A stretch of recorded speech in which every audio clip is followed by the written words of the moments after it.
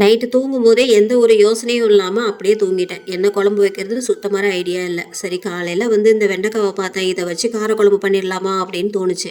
அப்புறம் பார்த்தா காரக்குழம்பு வச்சா கண்டிப்பாக சாப்பிடவே மாட்டாங்களே அப்படின்னு சொல்லிட்டு பருப்பு குழம்பு வச்சிடலான்னு முடிவு பண்ணேன்.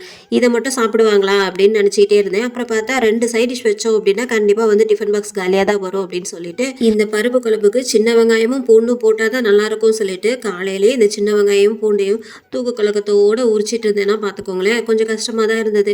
அதுக்கப்புறம் அதுக்கே லேட் ஆகிடுச்சா, அப்புறம் ஹஸ்பண்டை எழுப்பி இந்த பீட்ரூட்டை மட்டும் சீவி கொடுங்க அப்படின்னு சொல்லி கேட்டேன்.